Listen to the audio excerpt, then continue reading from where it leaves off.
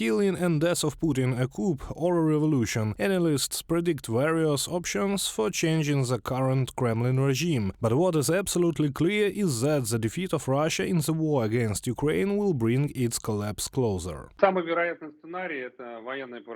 The most likely scenario is Putin's military defeat, in which neither the voters nor the elites will forgive him. And then it will probably coincide with different factors. Several factors are a growth, a sharp increase in protest moods. This is a split in the elites, and all this is converted into a regime change. Either it will be some kind of soft removal of Putin, or it will be some kind of palace coup.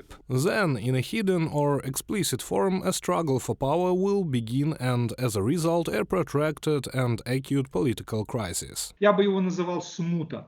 I would call it a sedition. Who will come to power? Names absolutely do not matter. What matters is status. It will be the security forces. Well, Patrushev, for example, in alliance with someone else. Bortnikov is just his subordinate in fact. But the real leader of this party of security forces is Patrushev.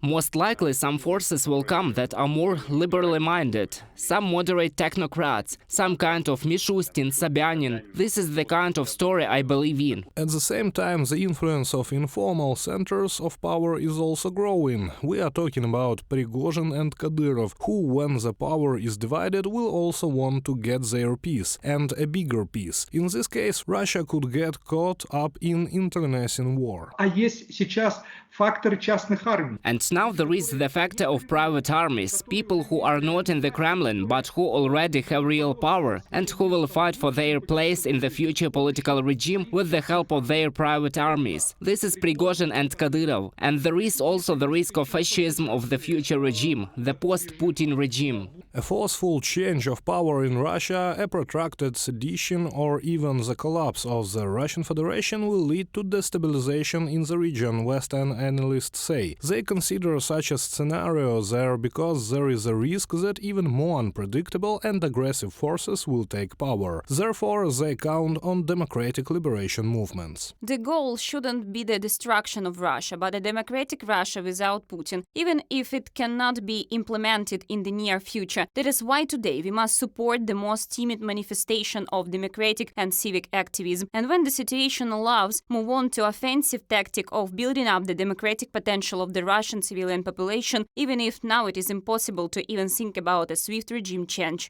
Zander Martins, member of the Bundestag, deputy head of the Foreign Affairs Committee, in a column for APG Journal. And if some experts believe that the collapse of the Putin regime is enough to launch democratic processes in Russia, others foresee a long way to go. Демократизация, если... If democratization happens, it will happen in stages. Well, it can be very conventional compared to Gorbachev's perestroika. If the technocrats come to power, if they decide that it is necessary to use a mechanism of freer elections, which, by the way, I'm not sure about, but nevertheless, then yes, then there will be a chance that some of the liberals may come back to Russia, may join the team or cooperate with some of the technocrats. And then, yes, then maybe a gradual, not even democratization, but liberalization of Russia will begin. Experts agree that Russia after Putin should become predictable, integrated into the global democratic society and, most importantly, safe. But to do this, it must leave its imperial ambitions, otherwise radical changes should not be expected. Reported by Serhiy Kulas, Vasyl Panasiuk, UATV News.